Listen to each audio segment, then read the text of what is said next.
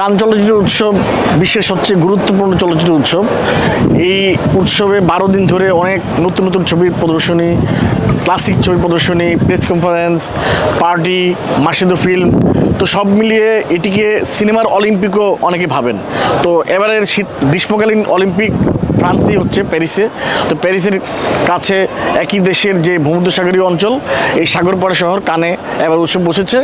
এই উৎসবের যদি আমি মূল প্রতিযোগিতার কথা বলি, যেহেতু উৎসবের সর্বোচ্চ পুরস্কার স্বর্ণপাম কে জিতবে সেদিকেই সবার আগ্রহ থাকে।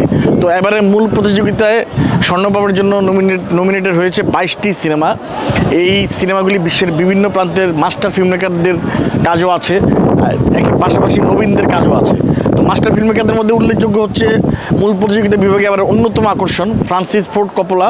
আমরা যাকে দ্য গডফাদার ট্রিলজির পরিচালক হিসেবে জানি, তিনি প্রায় 45 বছর পর কানে আবার নিজের নতুন ছবি নিয়ে আসছেন। তার ছবির নাম মেগালোপোলিস। এটি নিশ্চিতভাবেই সবাই দেখার জন্য মরিয়া হয়ে থাকবে।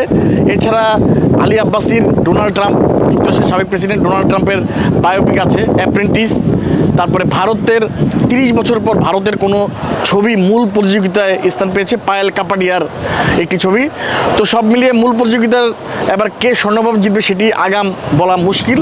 এবারে মূল প্রতিযোগিতায় মূল বিচারক, প্রধান বিচারকের দায়িত্ব পালন করবেন বারবি, যে ছবিটি সাড়া জাগিয়েছিল গত বছর, সেই বারবি ছবির পরিচালক গ্রেটা গারউইগ।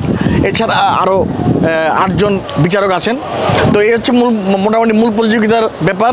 এছাড়া এবারে যে কানের যে প্রতি বছর অফিসিয়াল পোস্টার প্রকাশিত হয়, আয়োজকরা সাজিয়ে থাকেন, সেই পোস্টারে কিন্তু এবার জাপানের কিংবদন্তি চলচ্চিত্রকার, প্রয়াত চলচ্চিত্রকার আকিরা কুরোসাওয়ার র্যাপসোডি ইন অগাস্ট একটি ছবি আছে, ওই ছবির একটি দৃশ্য বেছে নেওয়া হয়েছে। এবং এই দৃশ্যের মাধ্যমে আয়োজকরা এই বার্তা ছড়িয়ে দিতে চেয়েছেন, যেহেতু এখন ইউক্রেন রাশিয়া যুদ্ধ সংকট, ইসরায়েল গাজা ফিলিস্তিন সংকট, সব মিলিয়ে যে আমাদের আসলে সুখে দুঃখে সারা পৃথিবীকে একত্রে থাকতে হবে, এই বার্তা আসলে আয়োজকরা ছড়িয়ে দিতে চেয়েছেন। আর জাপানের কথা যেহেতু উঠলো, আমি আবার একটু স্বর্ণপামের কথা বলি। প্রতি বছরই স্বর্ণপাম দিয়ে থাকেন, সম্মানসূচক স্বর্ণপাম দিয়ে থাকেন আয়োজকরা।